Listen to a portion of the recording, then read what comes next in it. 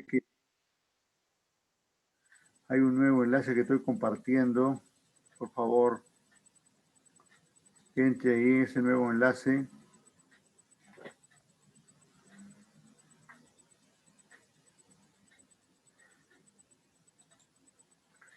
Ya estamos aquí.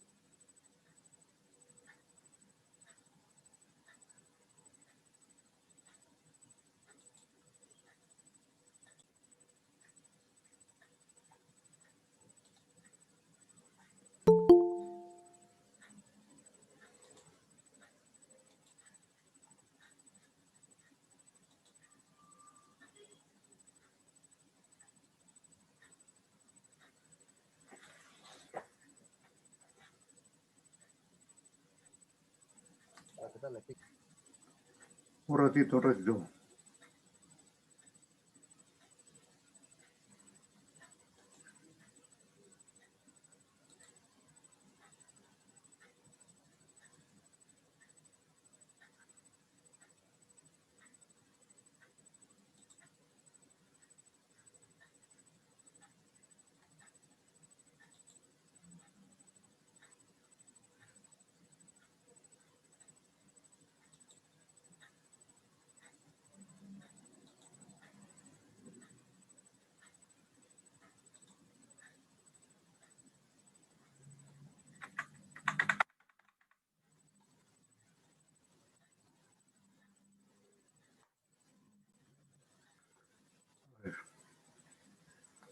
Estamos ahí con algunos inconvenientes, pero ya parece que estamos acá. Parece.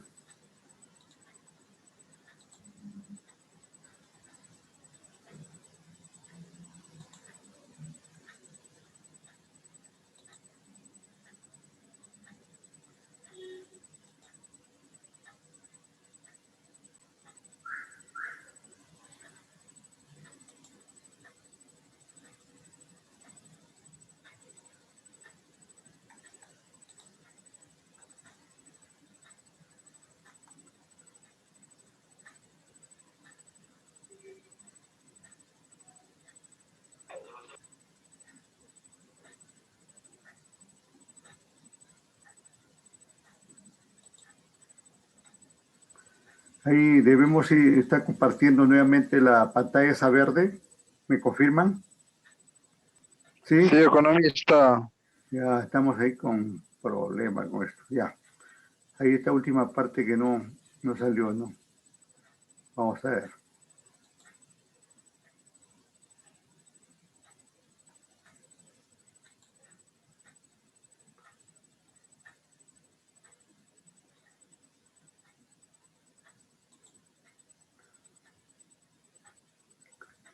A ver, estamos por acá. Estamos aquí con estos motivos, ¿no? En este caso, un poquito más atrás lo retrocedemos para recalcar bastante sobre estos factores, ¿ya? Perdón, los motivos por los que la demanda agregada aumenta, ¿no? Esto de veras importante, ¿eh? Porque esto significa de alguna manera mayor desarrollo de la economía, del país y todo eso, ¿no? Bueno, pues son varias razones o motivos por las que la demanda agregada puede aumentar. Uno de ellos es el aumento de las ventas de las empresas. Esto hace que aumenten los ingresos y que se tenga más dinero para comprar bienes y servicios, que aumente la riqueza del consumidor, que aumente su sueldo, su salario. Pues esto va a permitir que aumente la demanda agregada. Por ejemplo, en los últimos meses del año, noviembre, diciembre, generalmente aumenta mucho la demanda del consumidor y de las empresas.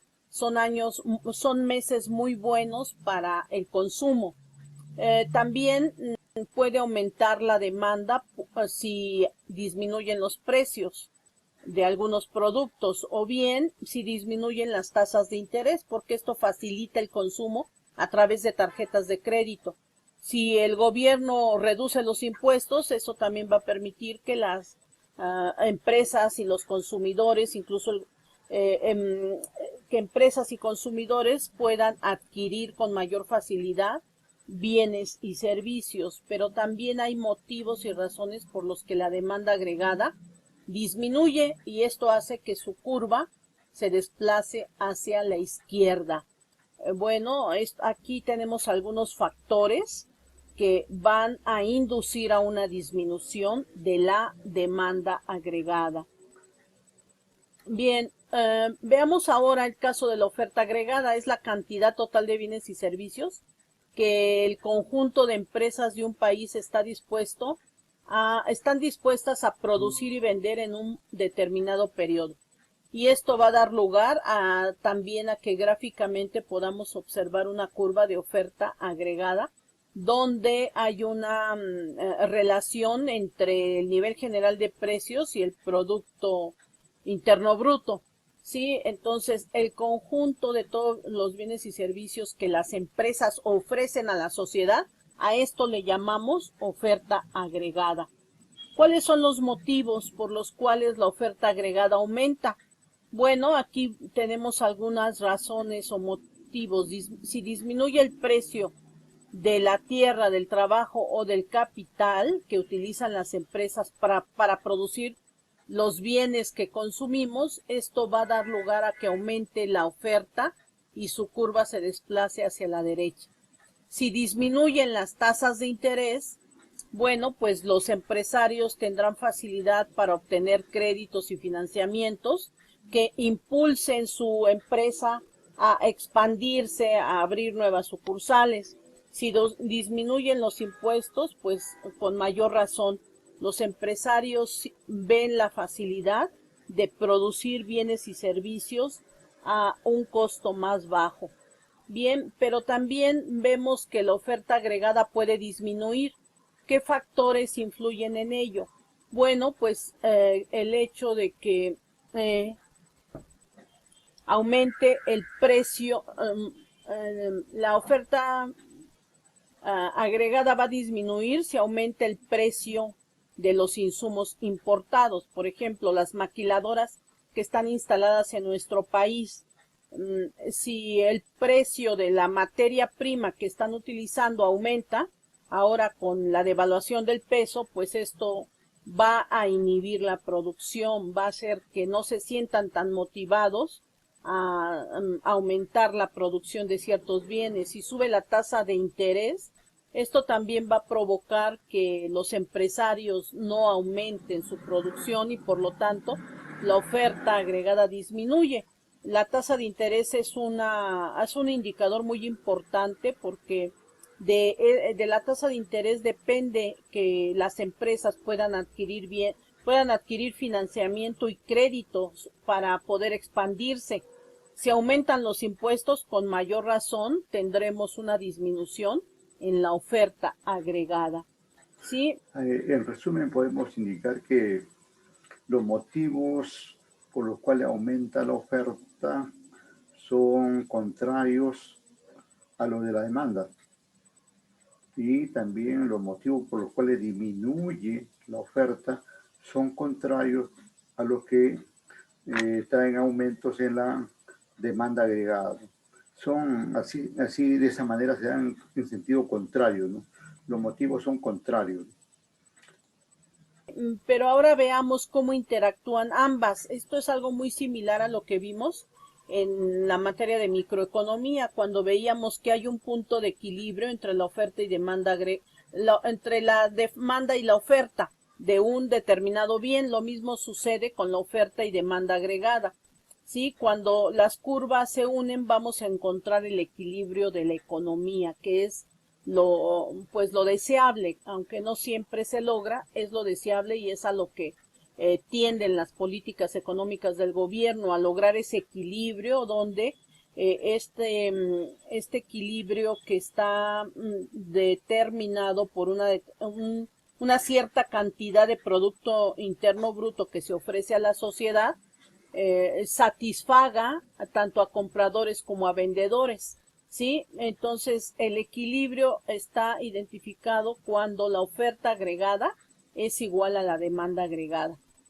Si esto no fuera así, entonces encontraríamos presiones inflacionarias, encontraríamos situaciones de crisis económica y no es lo que se busca dentro de la economía, sino por el contrario, lo que se busca es encontrar un equilibrio. Entonces, nuevamente reiteramos aquí que la demanda agregada y la oferta agregada van a influir finalmente en lo que suceda con los principales indicadores de la economía: PIB, empleo y desempleo, inflación y comercio exterior. Vemos también que el Estado tiene como instrumentos la política fiscal y la política monetaria para influir sobre la demanda agregada y la oferta agregada y a su vez influir en el crecimiento económico del país.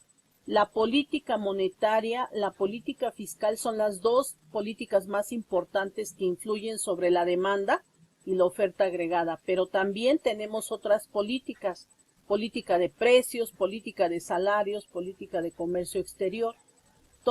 Todas estas políticas van a influir sobre la oferta y la demanda agregada. Influyendo en ellas, se influye también en los indicadores macroeconómicos: producción, PIB, precios, inflación, empleo, inversión, consumo, ahorro, ingreso y exportaciones. De tal manera que aquí vemos una razón muy importante por la cual tenemos que estudiar, entender, comprender cómo se maneja en el mundo económico, en el sistema económico, esta cuestión de la demanda y oferta agregada, y cómo la política monetaria del gobierno es un instrumento importantísimo para reactivar la demanda o para inhibirla. para activar la oferta agregada e impulsar a los empresarios a producir más o a hacer que los empresarios inhiban la producción, dependiendo de lo que esté sucediendo en los indicadores macroeconómicos. Bueno, aquí vemos solamente, cuando mucho, 10 indicadores macroeconómicos. Quiero señalar que INEGI maneja alrededor de 500 indicadores macroeconómicos para monitorear lo que está sucediendo en nuestra economía. Bien, pues yo espero que esta presentación, este video tutorial, sea de gran utilidad para resolver la actividad número 2 de la unidad. Claro, claro. En mi caso la unidad 8, estamos en la semana 8, ¿no? Ahí estamos. Entonces, ¿qué podemos agregar ahí? Podemos agregar que hay una serie de motivos que pueden traer aumentos o disminuciones en la demanda como en la oferta. Y que mucho tiene que ver ahí la política que tenga el Estado en distintos elementos, ¿no? Porque al final todo eso va a actuar armónicamente sobre indicadores macroeconómicos, ¿no? Y se busca, digamos, que todo se alinee, mejore la economía, ¿no? Eso como teoría general, pero y más que nada esto está orientado a una economía de tipo abierta, ¿no? Como es justamente la que tenemos en el país, ¿no? Para economías cerradas, bueno, no funciona tan de esa forma, ¿no? Más bien tiene una serie de limitaciones, ¿no? Bien, vamos a ver aquí rápidamente. Tenemos aquí la participación de un maestro español que también explica esto de la demanda, pero desde la óptica de Keynes y otros estudiosos. A ver, estoy compartiendo ahí uno que dice aquí cápsula formativa. ¿Me confirman? Estoy compartiendo aquí la cápsula formativa. Sí, economista. Gracias, muy amable. Aprobada. Si hablamos de la resurrección de Keynes, tenemos que explicar primero por qué murió Keynes. Y para ello vamos a basarnos en cuáles fueron las aportaciones fundamentales de Keynes a la política económica. La base de la política económica keynesiana está basada en la consideración de que la variable fundamental que mueve la actividad económica es lo que él identificaba como la demanda global. Y esa demanda global está formada por la demanda de bienes de consumo de las familias, por la demanda de bienes de inversión de las empresas, por la demanda del sector público a través del gasto público y por la demanda de los mercados internacionales a través de las exportaciones. Esta sencillita fórmula de un economista que nace en 1883, curiosamente el mismo año en que nace otro magnífico economista, digamos, a nivel mundial, como es Schumpeter, o sea, realmente Schumpeter y Keynes nacen en el mismo año, pues realmente de hecho escribe en 1936, de infausta memoria para, digamos, nuestra historia, pues escribe su teoría general. Y entonces lo que plantea básicamente es cómo con esta formulita tan elemental se pueden combatir los dos problemas fundamentales de cualquier economía, que son el desempleo y la inflación. ¿Y qué es lo que dice Keynes respecto de cómo combatir el desempleo? Pues que para combatir el desempleo se produce fundamentalmente por una insuficiencia en esta demanda global. Lo que hay que hacer es subir la demanda global. ¿Y cómo se sube la demanda global? Pues estimulando el consumo. Y para estimular el consumo, ¿qué hay que hacer? Pues bajar los impuestos, bajar las tasas, en este caso los impuestos directos, con lo cual las familias tienen más dinero para consumir. O bajar los tipos de interés, bajar el coste del dinero para que los empresarios inviertan más, o aumentar el gasto público a través de la administración pública, los presupuestos generales del Estado, para que se hagan más escuelas, más hospitales, etcétera, y fomentar las exportaciones mediante una disminución del tipo de cambio. Estas son, digamos, las recetas básicas para combatir el desempleo. ¿Y para combatir la inflación? Pues lo contrario, la inflación se debe a que realmente la demanda es excesiva. Los precios suben porque sube la demanda. Y entonces lo que hay que hacer es articular medidas para controlar esta demanda global, bajar la demanda global. Y para bajar la demanda global, ¿qué hay que hacer? Pues bajar el consumo. ¿Cómo? Subiendo los impuestos. Bajando la inversión, subiendo los tipos de interés. Disminuyendo el gasto público, que es el que hacen las administraciones, y promoviendo una elevación del tipo de cambio. Y entonces Keynes, además, plantea que el desempleo y la inflación no pueden coexistir. Porque, lógicamente, si el desempleo se debe a una insuficiencia de demanda, con una insuficiencia de demanda los precios tienden a bajar. Luego, desempleo con deflación. Ese era el modelo de Keynes. Si hay exceso de demanda, porque hay inflación, el exceso de demanda tira de la oferta y la oferta tira del empleo. Por lo tanto, realmente no puede haber inflación con desempleo. O sea, realmente, de hecho, esta situación es antinómica. Bueno, pues estas recetas keynesianas funcionaron perfectamente desde 1945 hasta 1973. ¿Y qué es lo que ocurre en 1973? Pues la crisis del petróleo. Y en la crisis del petróleo, ¿qué es lo que ocurre? Pues que por primera vez en la historia económica moderna van a coexistir desempleo e inflación. Cosa que no había previsto Keynes. ¿Y cómo es posible que realmente coexistan desempleo e inflación? Pues sencillamente porque la inflación que aparece en 1973 no es una inflación de demanda, como la que había previsto Keynes, sino es una inflación de costes. Los precios suben porque suben los costes de la energía, los costes del petróleo, y esos costes que llevan el barril de petróleo de $2 el barril a por encima de los $35 el barril, hace que realmente, digamos, sean los costes los que van tirando de los precios, y que incluso con una situación de insuficiencia de la demanda, de recesión económica, los precios sigan subiendo. Entonces se nos ha transformado la inflación de demanda en inflación de costes. Y claro, ya Keynes no da respuesta a cómo combatir la inflación de costes. Y además coexisten los dos problemas de desempleo e inflación. Y Keynes queda arrinconado. Las políticas keynesianas son sustituidas por las políticas liberales, fundamentalmente de Milton Friedman, las denominadas políticas de oferta, que consideran que el presupuesto, digamos, público debe ser neutral, ingreso igual a gasto público, que solo se deben manejar los tipos de interés para mejorar la economía y que, sobre todo, el énfasis debe pasar de lo macroeconómico a lo microeconómico. Es decir, si vamos a combatir los costes de producción se combaten a nivel de empresa.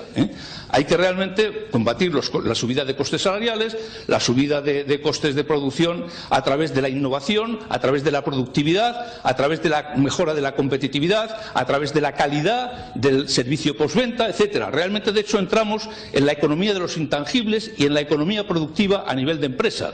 Por lo tanto, realmente nos encontramos con que el énfasis de las políticas económicas pasa de lo macro a lo micro. Milton Friedman realmente se convierte, digamos, en la referencia de la política económica, y Keynes queda arrumbado. Muerte de Keynes. Pero llega el año 2008 y Keynes resucita. ¿Por qué resucita Keynes? Pues porque la nueva situación que se ha creado hace que realmente la situación de desempleo no coexista con una situación inflacionaria, sino con una situación deflacionaria. Actualmente existe desempleo con deflación. El paro coexiste con una bajada de los precios y la deflación puede ser tan peligrosa como la inflación.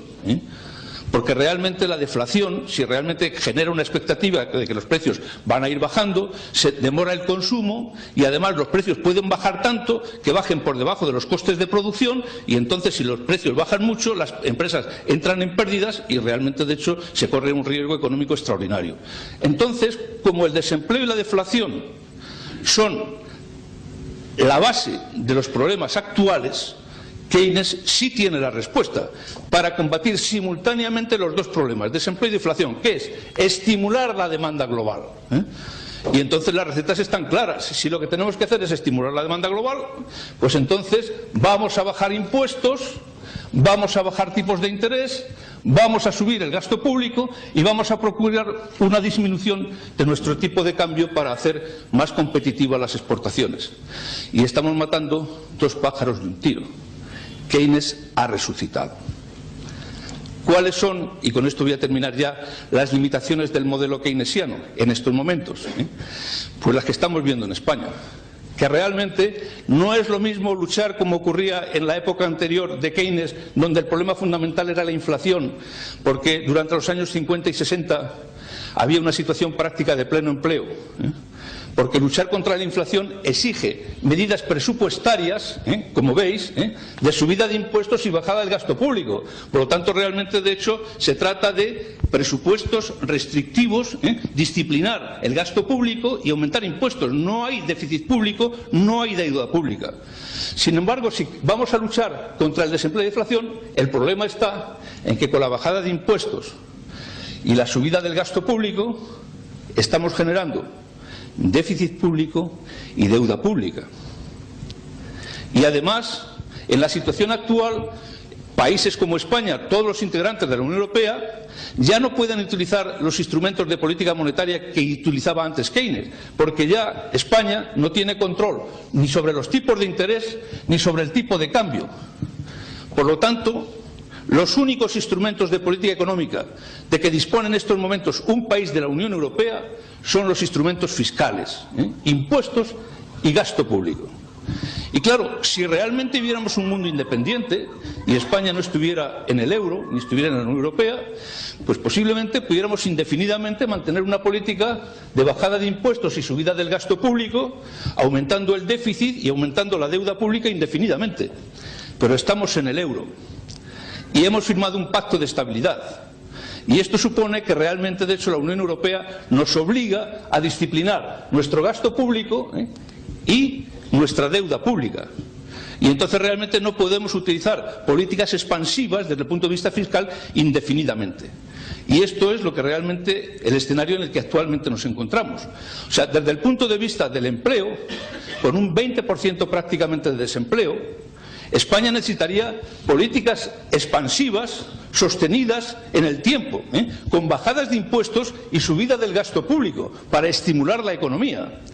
Pero la pertenencia a la Unión Europea limita esas posibilidades y ya estamos viendo cómo realmente estamos recibiendo toques de atención por parte de la Unión Europea. Luego ampliaremos este tema a través de la intervención de don Antonio López Istúriz, diciendo, oiga, las políticas expansivas pueden funcionar durante un tiempo determinado, 2 años, pero realmente no se pueden mantener indefinidamente, porque hay que volver a la disciplina económica y el déficit público no debe superar, de acuerdo con los pactos de estabilidad, el 3% y la deuda pública el 60%. Y resulta que este año nos vamos ya casi al 12% de déficit público en España.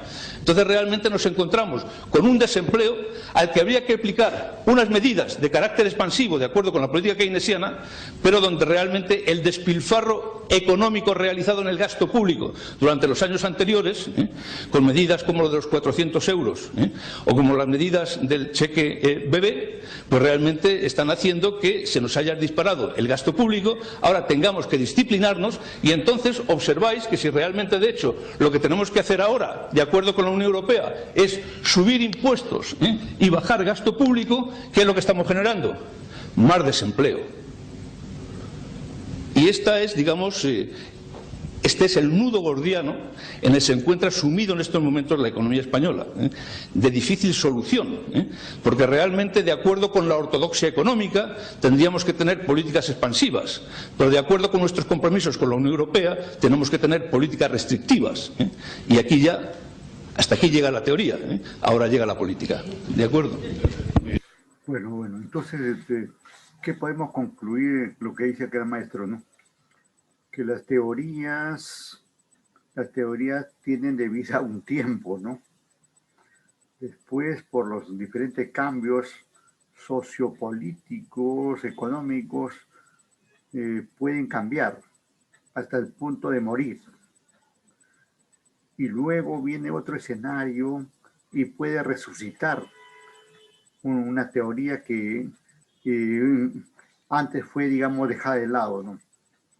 Al final, digamos, al final la economía se mueve pues en un marco político y en un marco social, y tenemos que ver todos esos aspectos. Bien, estamos por terminado aquí esta parte y regresamos al original. Regresamos al, ¿cómo se llama? Al MIT, por favor.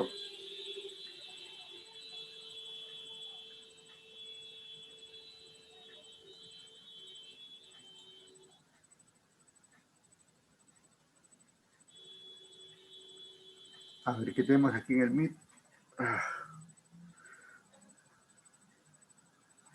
Bueno, acá estamos ya, acá estamos con el MIT. Bueno, a ver. Primero vamos a ver, porque acá solamente veo 3, 4 que asisten, ¿no? Vamos a ver si podemos enlazarlos aquí con...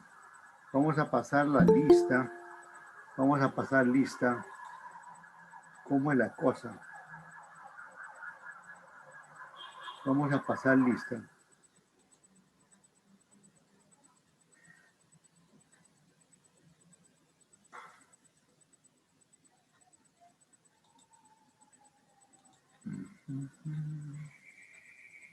Ya.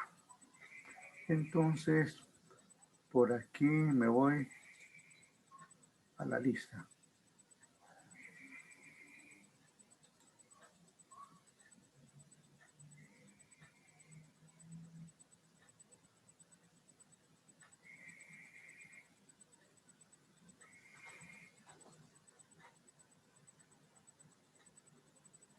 Un ratito estamos cargando, ¿eh?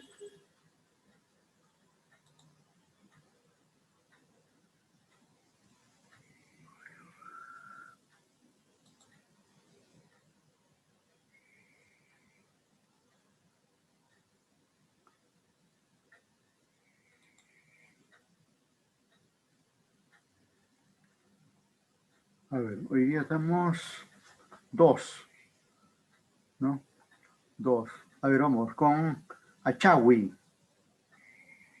Achawi, ¿me escuchan? Nada. Arredondo, estuvo por ahí. Arredondo. Arredondo. Nada. Arredondo Guayani. Nada. Vamos con Casafranca. Casafranca. Casafranca. Nada. Vamos con Centeno. Centeno. Buenas noches, economista presente. Gracias, Centeno. Champi. Nunca le he visto a Champi, ¿eh? Vamos. Cortés. Cortés. Cortés Fernández. Nada. Delgado Serrano. Tampoco. Encalada. Presente, economista. Delgado escribió presente. Delgado, muy bien, gracias. Muy bien. Entonces. Encalada, presente. A ver.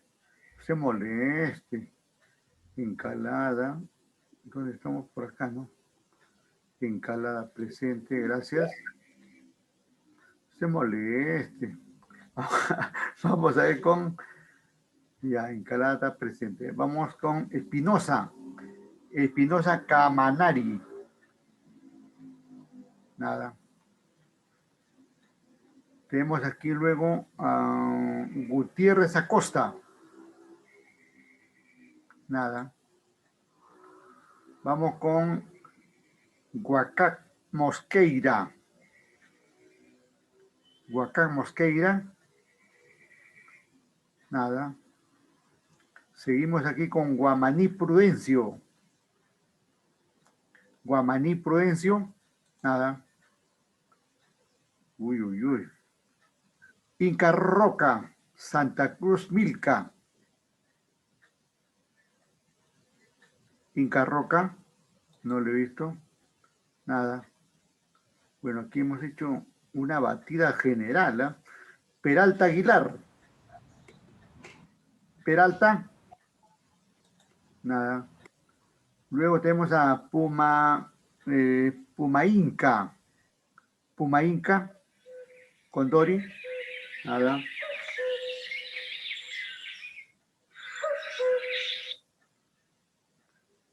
Y terminamos con Rivera. Rivera Suxo. Rivera Suxo. Nada. Profesor, disculpe, le está Juvenal y Alberto y Indira Delgado le están diciendo presente por el, A ver. por el, Dime. otro lado. Dime quién. Juvenal, Ya, espérate. Juvenal, Juvenal. No hay ningún Juvenal acá. es ¿Cuál es su apellido? Ya ha pasado, economista es Espinosa. Juvenal, ¿qué es? Espinosa, economista, Espinosa. Espinosa Camanari, ya, correcto. Entonces ya estamos corrigiendo ahí. Ya. ¿Quién más? Indira Delgado también. Delgado. Por acá está. Sí, ella estuvo.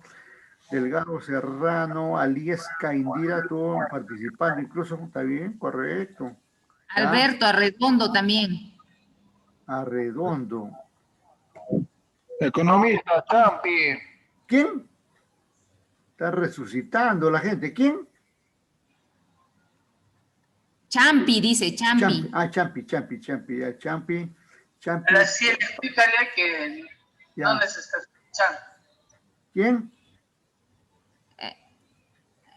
Creo, profesor, ya no se escucha, creo. No, es que lo he dejado abierto mi micro del Zoom, pues habla nomás. Ya. Está escuchando. Hola.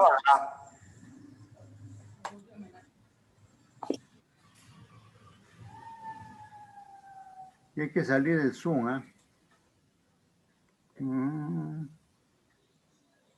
Esto del Zoom.